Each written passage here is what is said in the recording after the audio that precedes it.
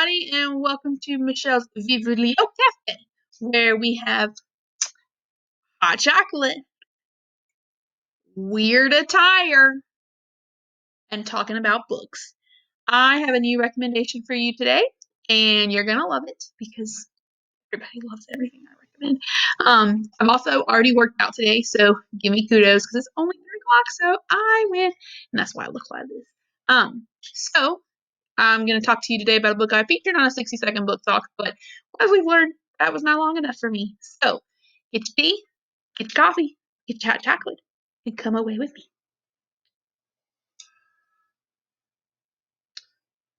Without spilling it.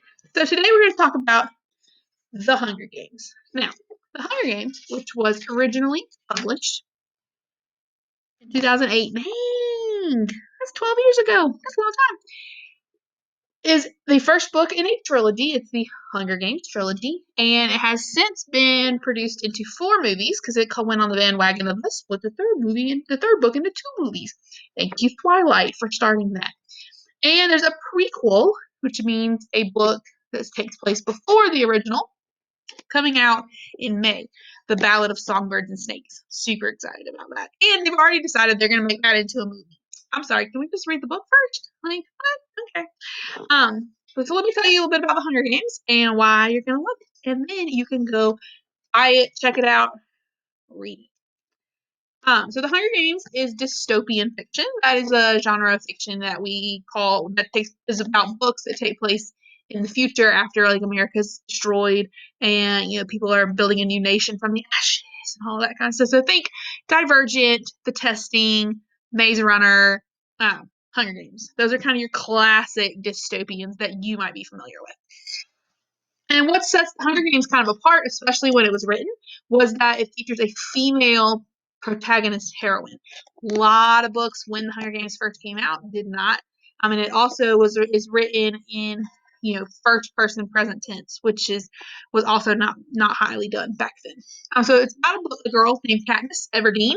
It was just kind of your average, not super attractive, not super hardcore, out there popular girl. But she is killer with a bow and arrow, and she lives in District 12 because her country, called Panem, is divided into 12 districts and 1 capital. And there used to be 13 districts, and then they all rebelled, and District 13 was obliterated. What happens when you rebel? You fail. And so in Katniss's country, every year they hold what's called the Hunger Games. And no, it is not where you go into a game and you try to win food. Although that'd be really cool. Like Candyland.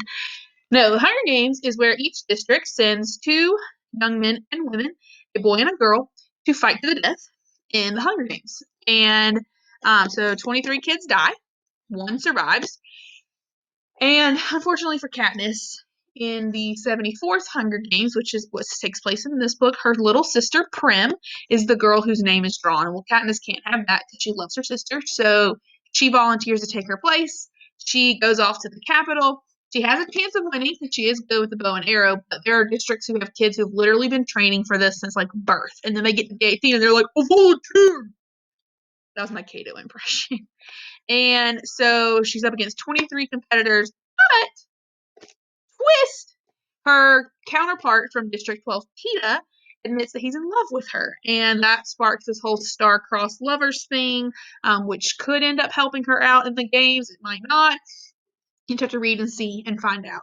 And so there is a lot of action. It's a very action-oriented book, but it's got really good characterization and really good writing in the meantime, because we spend a lot of the book in Katniss's head.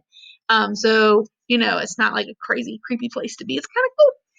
So you'll see how she teams up with a young girl in the arena.